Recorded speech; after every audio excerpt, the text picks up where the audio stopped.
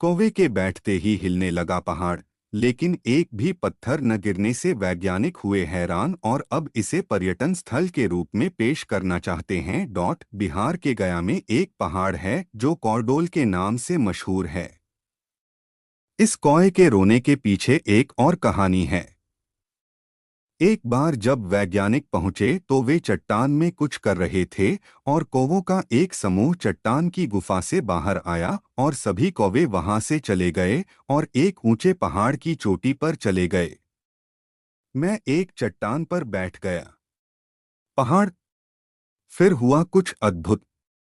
पढ़े रिपोर्ट। विशेषज्ञों का कहना है कि जब कारस इस पर्वत की ऊंची चोटी पर बैठा तो पहाड़ की चट्टानें हिलने लगीं और तभी से लोग इस पर्वत को कारसडोल पर्वत के नाम से जानते हैं। हालांकि ऐसा क्यों और कैसे हुआ यह एक गहरा रहस्य है।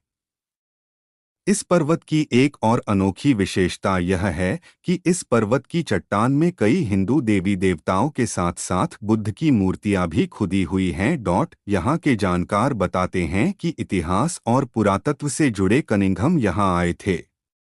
1902 में अंग्रेजी पुरातत्वविद और वैज्ञानिक भी आए, जिनमें ब्लॉक और बैंगलर नाम भी शामिल थे।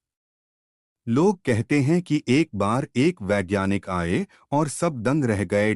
जब वैज्ञानिक वास्तव में चट्टान में कुछ कर रहे थे, तभी चट्टान की गुफा से कुछ कौवे बाहर निकले और सभी पहाड़ की चोटी पर एक चट्टान पर बैठ गए।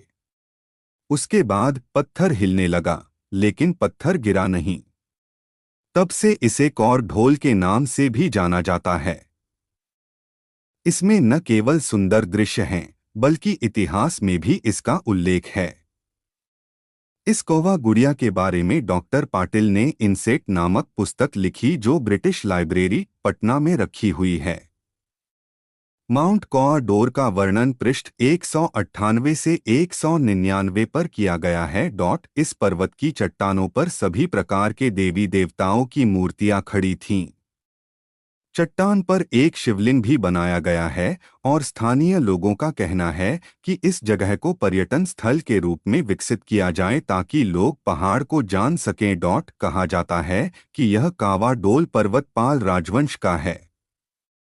वहीं उनके पति रंजय कुमार पप्पू के नाम से भी जाने जाते हैं, जो स्थानीय पंचायत कशियाड़ी के अध्यक्ष हैं।